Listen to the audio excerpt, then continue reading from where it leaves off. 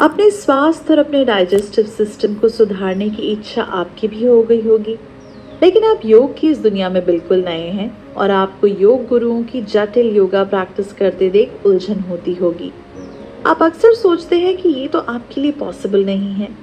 तो ऐसे में आप बिल्कुल परेशान ना हो। हम आपसे कुछ बेहद इजी योगा पोजेस की बात करने वाले हैं, जिन्हें आप बड़ी आसानी से घर पर बिना किसी ट्रेनर के शुरू कर सकते हैं। तो आज इस सीरीज के इस खास एपिसोड में हम चर्चा करने वाले हैं ऐसे 9 आसनों की जो बहुत आसान है और बिगिनर्स के तौर पर आप इन इजी योग आसनों के जरिए योगा प्रैक्टिस शुरू कर सकते हैं। ये आसन आपके डाइजेशन को मजबूत बनाने में आपकी मदद करेंगे। इसके साथ ही इन योगा पोजेस को रेगुलर प्रैक्टिस करने से आप कठिन से कठिन आसनों को प्रैक्टिस कर पाएंगे। लेकिन शुरुआत आपको इन्हीं खास और इजी योगा पोजेस से करना चाहिए। तो चलिए वक्त बर्बाद ना करते हुए चलते हैं अपने पहले आसन की ओर। इसमें हम सबसे पहले बात करने वाले हैं पार्श्व सुखासन की। ये एक बहुत इजी योगा पोज है जिससे कोई भी बहुत आसानी से कर सकता है। इसे करने के लिए आपको सबसे पहले सुखासन की मुद्रा में जमीन पर बैठना होगा। इसके बाद पहले आपको अपने राइट हैंड को राइट थाई के बगल में जमीन पर रखना होगा और लेफ्ट हैंड को सर के ऊपर से ले जाकर राइट शोल्डर की ओर झुकाना होगा। इस तरह से पार्श्व सुखासन की एक मुद्रा पूरी होगी और इसी मुद्रा में कुछ सेकंड तक रहते हुए लंबी सांस खींचकर सांस छोड़ते हुए आप वापस आ सकते हैं। इसके बाद इस पूरी प्रक्रिया को लेफ्ट हैंड से दोहराया जाता है। पार्श्व सुखासन को इंग्लिश में सीटेड साइड बैंड भी कहते हैं। हमें आशा है कि हमने जिस मेथड से बताया उससे आप आसानी से इस आसन को घर पर कर सकेंगे। इससे आपके टमी, मसल्स, वेस्ट, चेस्ट और हाथों में खिंचाव पड़ता है। इस आसन के जरिए उत्पन्न होने वाला हल्का सा तनाव आपके पेट में मौजूद गैस को रिलीज करने में मदद करता है और इसके साथ ही आपके पेट की मसल्स को मजबूत बनाकर डाइजेस्टिव सिस्टम को मजबूत करता है। इस 5 मिनट की प्रैक्टिस से आप देखेंगे कि कुछ ही दिनों में आपको गैस की तकलीफ से काफ़ी आराम मिलने लगेगा। तो चलिए पार्श्व सुखासन के बाद हम चलते हैं अपने दूसरे आसन की ओर, जिसे योगिक प्रोसेस में अर्ध मत्स्येंद्रासन कहा जाता है। मत्स्येंद्रासन संस्कृत का एक शब्द है जिसे हम half Lord of the fishes pose के जरिए भी समझ सकते हैं। ये एक तरह का ट्विस्ट आसन है जिसमें आपके शरीर को कुछ इस तरह से घुमाया जाता है जिससे आपके बॉडी पोस्चर को सीधा किया जा सके और आपके डाइजेस्टिव सिस्टम को मजबूत बनाने में मदद मिले। पेट से जुड़ी किसी भी तरह की तकलीफ में ये आसन आपकी बहुत ज़्यादा मदद कर सकता है। डाइजेस्टिव सिस्टम को मजबूत बनाने, मेटाबॉलिज्म रेट को बढ़ाने और पेट में गैस, एसिडिटी जैसी तकलीफ से राहत पाने के लिए इस योगासन की रेगुलर प्रैक्टिस करना बहुत ज़्यादा ज़रूरी है। पहले आपको सुखासन की मुद्रा में ज़मीन पर बैठना होगा। उसके बाद सीधे पैर को उल्टे पैर के घुटने के बगल में ले जाकर रखें। सीधा पैर आपको कुछ इस तरह से रखना है कि सीधे पैर का घुटना ऊपर आसमान की तरफ हो। इसके बाद सीधे हाथ से सीधे पैर के अंगूठे को छुएं और अपना दूसरा हाथ अपने कमर के पीछे जमीन से टिका कर रखें। इसी मुद्रा पर बने रहते हुए 4 से 5 बार लंबी सांस लें और छोड़ें। फिर वापस सुखासन की मुद्रा पर आ जाएं। इसके बाद बिल्कुल इसके ऑपोजिट दूसरे हाथ और दूसरे पैर से इसी मुद्रा को दोबारा करें। अर्ध मत्स्येंद्रासन की रेगुलर प्रैक्टिस से आप अपने डाइजेस्टिव सिस्टम को स्ट्रॉन्ग बना सकते हैं। साथ ही अगर आप शुगर जैसी बीमारी से जूझ रहे हैं तो ये आसन आपकी मदद कर सकता है।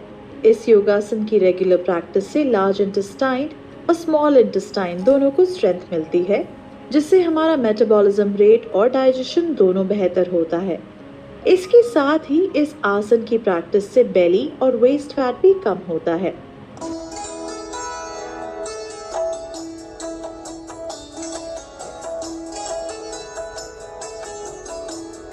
अर्ध मत्स्येंद्रासन को समझने के बाद चलिए चलते हैं अपने तीसरे आसन की ओर, जिसे सुप्त मत्स्येंद्रासन कहा जाता है। स्पाइनल ट्विस्ट भी कहते हैं।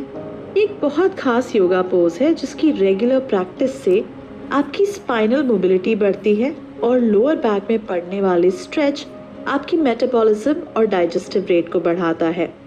साथ ही इससे आपके वेस्ट फैट को कम होने में भी हेल्प होती है। योग गुरुओं का कहना है कि उन्होंने अपने प्यूपल्स को सुप्त मत्स्य इंद्रासन का रेगुलर अभ्यास करवाया है और इस प्रैक्टिस के बाद ये देखा गया है कि जिन लोगों ने इस योगा पोज को रेगुलर प्रैक्टिस किया उनको गैस और इंडाइजेशन जैसी प्रॉब्लम्स का सामना नहीं करना पड़ता है। उनका मेटाबॉलिज्म रेट बहुत ज़्यादा हाई हो जाता है और डाइजेशन या पाचन क्रिया को लेकर किसी भी तरह की परेशानी सामने नहीं आती है। सुप्त मत्स्य इंद्रासन की इस प्रक्रिया को लेट कर किया जाता है।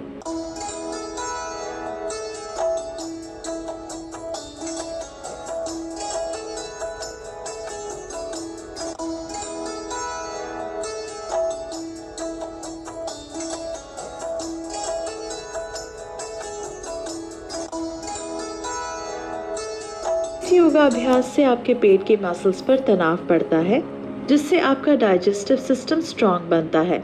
साथ ही आपके स्पाइन को सीधा करने और आपके पोस्चर को इम्प्रूव करने में भी ये मदद करता है।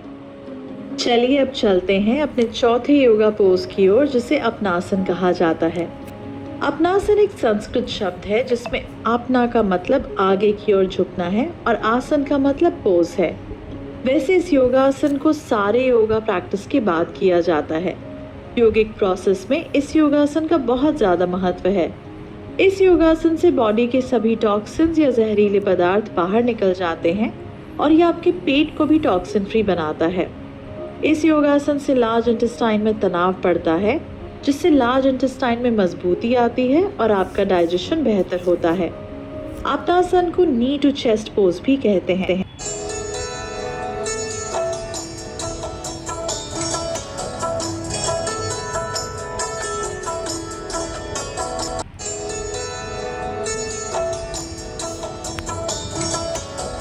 योग हर इंसान के लिए बहुत महत्व रखता है।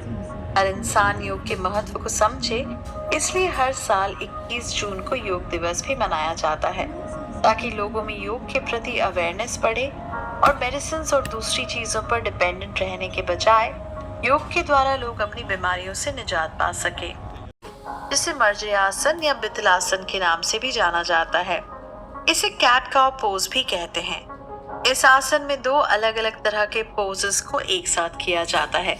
पहले कैट पोज बनाकर लंबी सांस खींचते हुए फिर काव पोज में आने के बाद सांस को छोड़ा जाता है। कैट काव पोज एक बहुत ही आसान योगा पोज है, जिसे बच्चे भी बड़ी आसानी से कर सकते हैं। साथ ही इसकी बहुत ज्यादा बेनिफिट्स हैं। ये आपके ब्लड सर्कुलेशन को बढ़ाता है, साथ ही आपके ऑर्गन को एक तरह से नेचुरल और इंटरनल मसाज देता है, जिससे उनकी ताकत बढ़ती है। इस आसन से आपके पेट के मसल्स में तनाव पड़ता है और आपकी पीठ सीधी होती है। वज्रासन आपके डाइजेस्टिव सिस्टम को इम्प्रूव करने के साथ साथ आपके सर्कुलेटरी सिस्टम और स्पाइन को स्ट्रांग बनाने में भी मदद करता है। डाइजेस्टिव सिस्टम को इम्प्रूव करने की इस कड़ी में कैट काउ पोज के बाद चलते हैं अपने दूसरे खास योगा पोज की तरफ, जिसे हम कोबरा पोज के नाम से जानते हैं और योगिक प्रोसेस में इसे भुजंगासन भी कहा जाता है। आपने कोबरा या सांप को तो जरूर देखा होगा, जो अपने पूरे शरीर को जमीन पर लेटा कर रखता है और सिर्फ अपनी गर्दन और सर को ऊपर की ओर उठाता है। इस योगासन में आपको कुछ इसी तरह का पोस्चर बनाना पड़ता है, इसीलिए इस योगासन को कोबरा पोज कहते हैं। इस आसन को करने के लिए सबसे पहले जमीन पर पीठ के बल सीधे लेट जाएं। ध्यान रखें आपका पेट, आपकी कमर, जांघ, घुटने, पांव, शोल्डर्स और हाथ बिल्कुल सीधे हो। सर को भी बिल्कुल सीधा रखना है। इसके बाद दोनों हथेली को जमीन पर सीधा रखते हुए इसकी सहायता से अपने सर को धीरे धीरे उठाएं। फिर धीरे धीरे शोल्डर को उठाते हुए चेस्ट तक ऊपर की ओर उठ जाएं और अपना चेहरा आसमान की ओर रखें। इस दौरान आपके चेस्ट से लेकर सर के बीच एक खास तरह का प्रेशर पड़ता है। इसी पोजीशन पर 4 से 5 सेकंड तक बने रहें और लंबी सांस लें। इसके बाद वापस नॉर्मल पोजीशन पर आ जाएं और सांस छोड़ दें। आप इस प्रोसेस को 4 से 5 बार या 10 से 12 बार तक रिपीट कर सकते हैं। अब चलिए कोबरा पोज के मेथड को जानने के बाद जानते हैं अपने दूसरे योगासन के बारे में, जिसे हम धनुरासन या बो पोज भी कहते हैं। आप आपके शरीर को धनुष के समान आकृति में बदला जाता है, इसीलिए इस योगा पोज को धनुरासन कहते हैं।